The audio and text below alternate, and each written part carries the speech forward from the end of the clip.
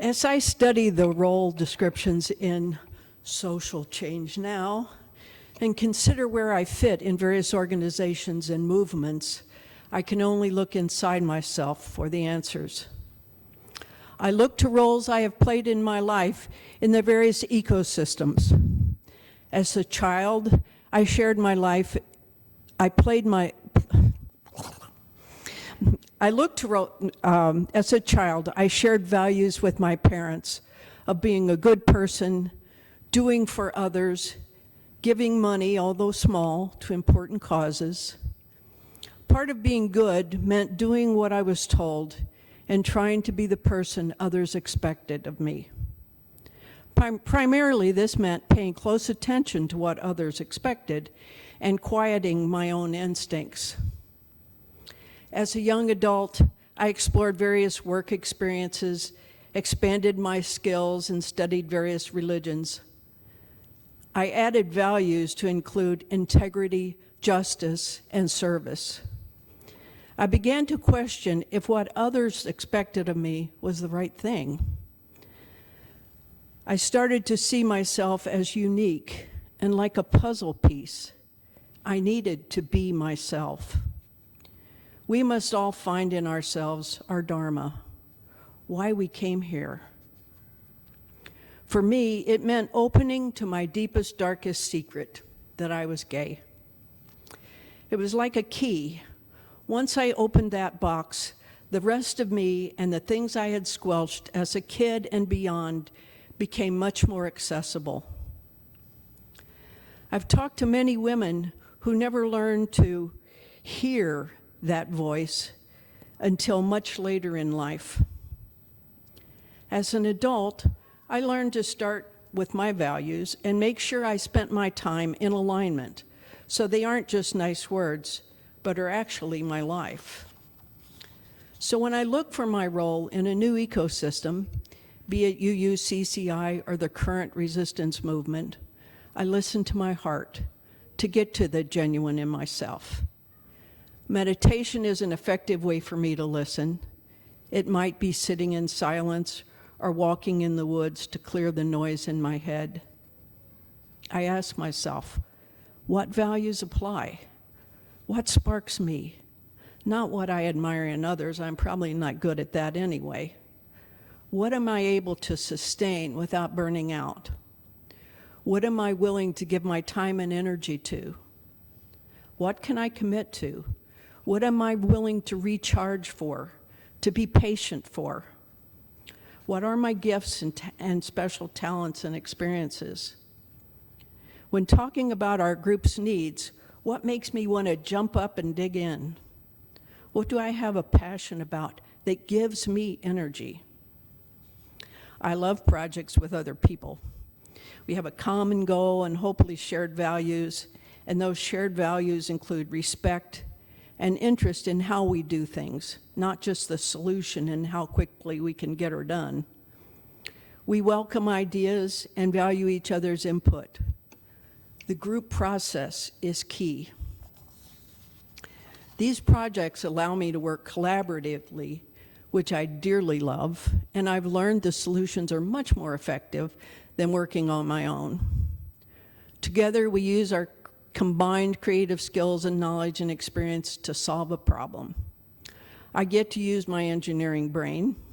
Others bring their unique skills and attitudes. It can be projects with a family member, my friends, or even strangers, as in Team Rubicon. The process brings us emotionally close as we recognize the genuine in each other, their ideas and skills. We accomplish something worthwhile. We create a fun and productive ecosystem and look forward to the next opportunity.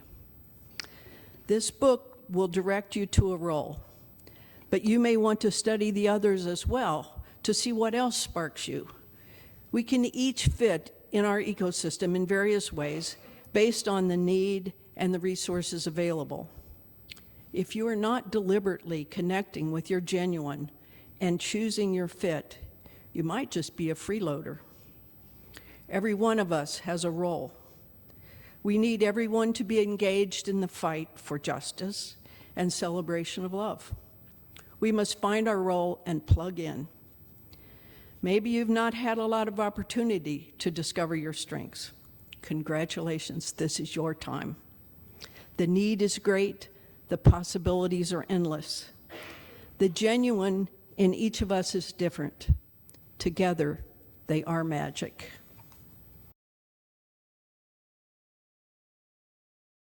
There is something in every one of you that waits, listens for the sound of the genuine in yourself.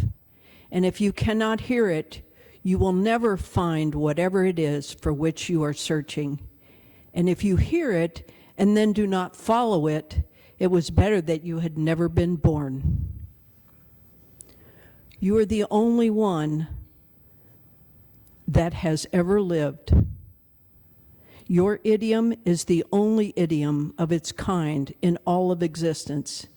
And if you cannot hear the sound of the genuine in you, you will all of your life spend your days on the end of strings that somebody else pulls. There is in you something that waits and listens for the sound of the genuine in yourself. And sometimes there is so much traffic going on in your mind, so many different kinds of signals, so many vast impulses floating through your organism that go back thousands of generations, long before you were even a thought in the mind of creation, and you are buffeted by these. And in the midst of all of this, you have got to find out what your name is. Who are you? How does the sound of the genuine come through to you?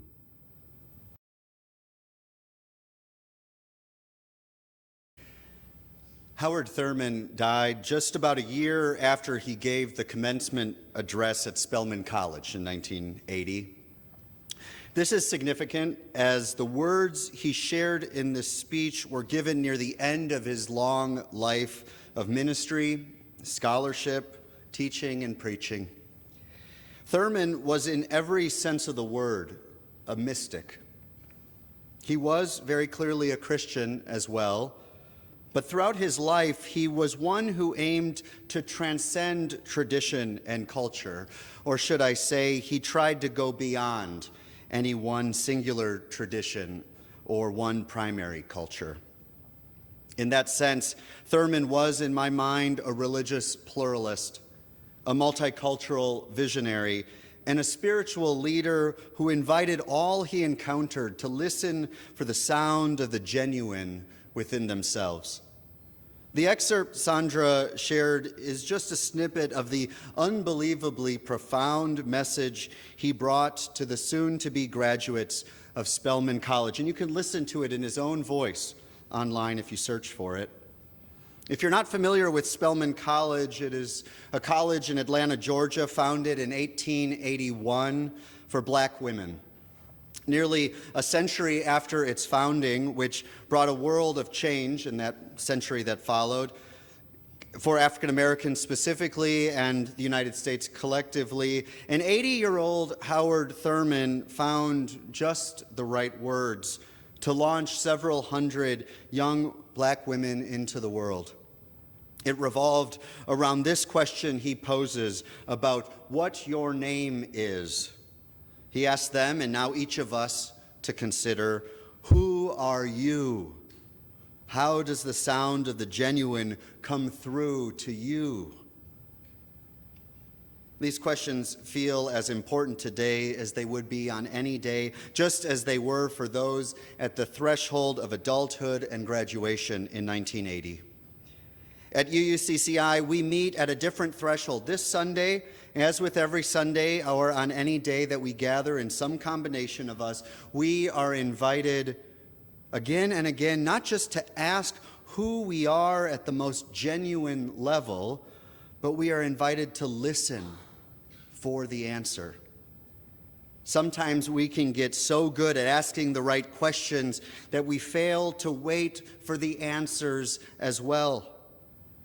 In this question we are facing this morning around the sound of the genuine, I'm particularly concerned by how difficult it can be to listen, to wait, to truly listen.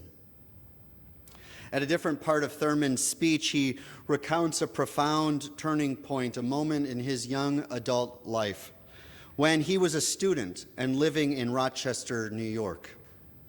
He told the graduates that one night he was walking home after midnight and swore he heard the sound of rushing water. He looked around but couldn't see anything, and yet the sound did not cease. The next day, he asked his friend, who was from Rochester locally, about this experience, and his friend responded almost casually, just casually, about the mysterious water sound, quote, "Oh, yes, a part of the Erie Canal goes on under the main street. But during the day, so much traffic, streetcars, automobiles, you can't hear it. But when the noise dies, then it comes flooding up from under Main Street." End quote. It's a beautiful image, and it speaks so well to the distractions that come between us and the sound of the genuine within each of us. Do you ever feel that?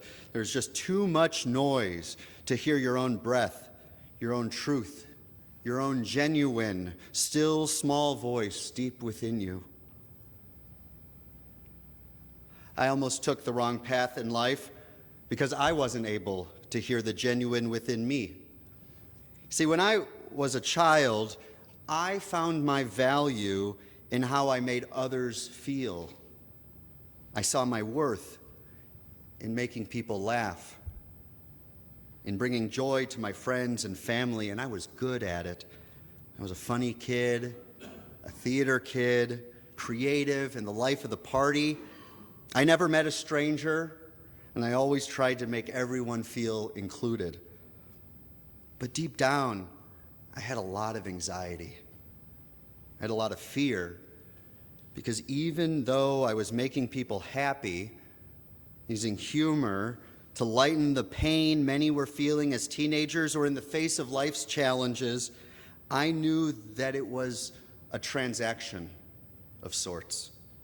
Or at least that was the story I told myself, that my sense of value and my worthiness for love was somehow attached to my ability to bring joy to others. As I moved through high school, I had a major threshold before me, as we all do as we approach adulthood.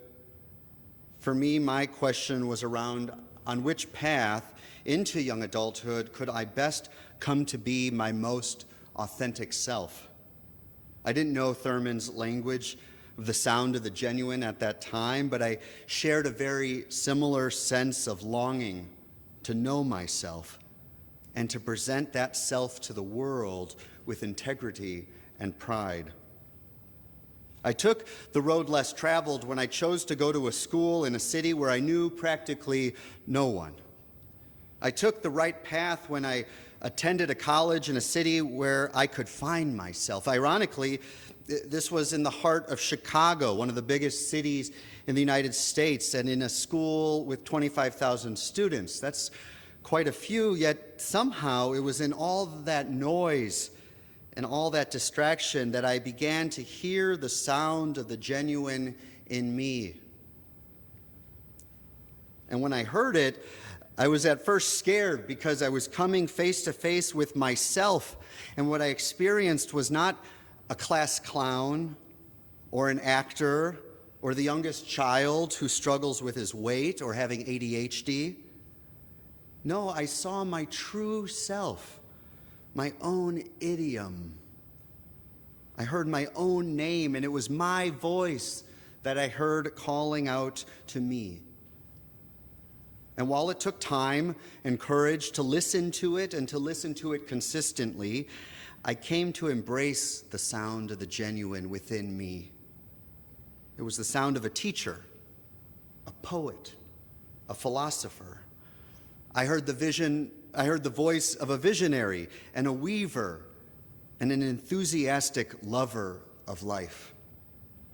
And I came to realize that the joy I wish to bring to people is not that I can take away their suffering through humor, but that all of you, have the power within you to find your own truth, your own genuine, and move, or should I say, flow out through the world in that river of authenticity. So I suppose this is why I am so drawn to Thurman's invitation to listen for the sound of the genuine within us. I suppose it is why I see so much connection between the sound of the genuine and the work of Deepa Iyer and her framework for social change, ecosystems, and the different roles, the genuine roles, we can each play in shaping that future that we can make real together.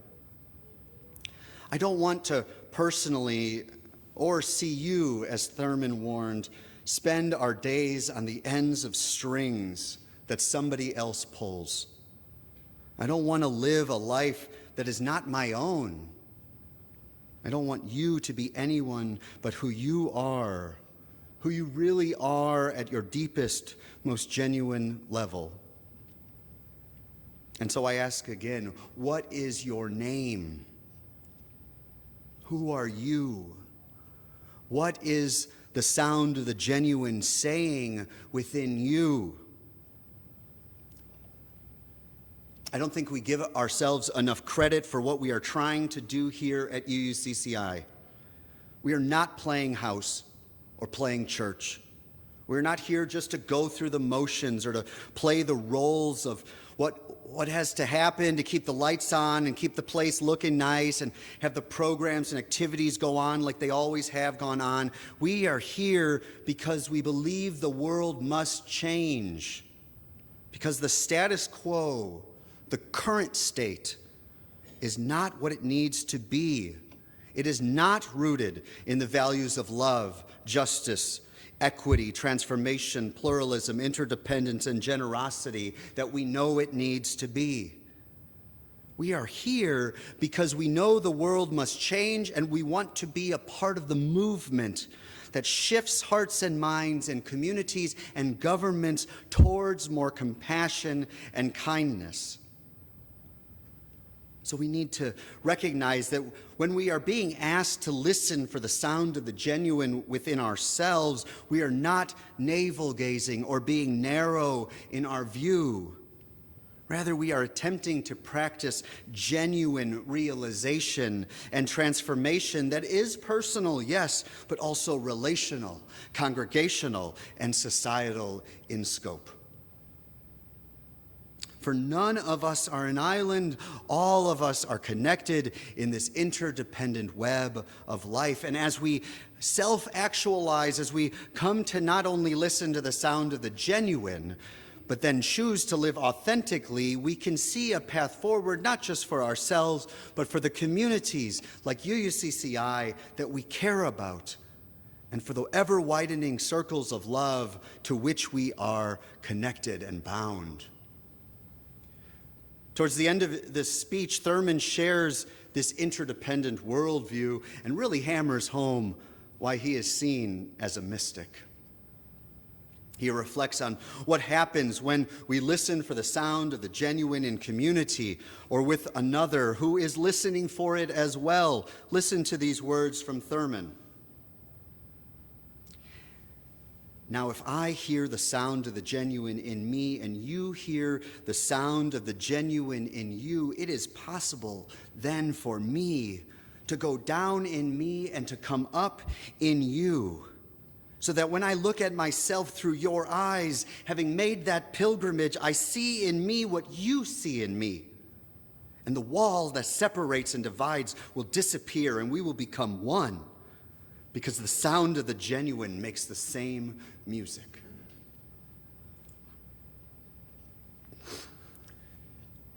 What we do here matters. What we pay attention to, what we practice matters. And the fact that you have chosen in the face of all that noise and distractions, all the chaos and crises, the fact that you've chosen to take this path together in community, the fact that you chose a community like UUCCI to learn and to create and dance to the music of life and love, to become the music of life and love, is nothing short of a miracle. You are nothing short of a miracle. So hear me when I say, I cannot wait to learn how the sound of the genuine is resounding in you. I cannot wait for you to share with one another what your name is truly. I cannot wait to see what a congregation of genuine people can do when they come together to be that beacon for diverse religious thought and courageous action. A beacon that is indeed needed in these darkening days of fall and in the coming winter. I hope that we can listen together for the sound of the genuine within ourselves and this community. And in so doing, I hope we can feel the warmth that emanates from our own hearts and the hearts of this congregation and this interfaith campus, so that we can share that light and love not only with each other and anyone who comes on these sacred grounds, but that we can take this light with us into the world. This is our work. This is our path. May we travel it with courage and hope for the tomorrow that we know will come. May it be so, and amen.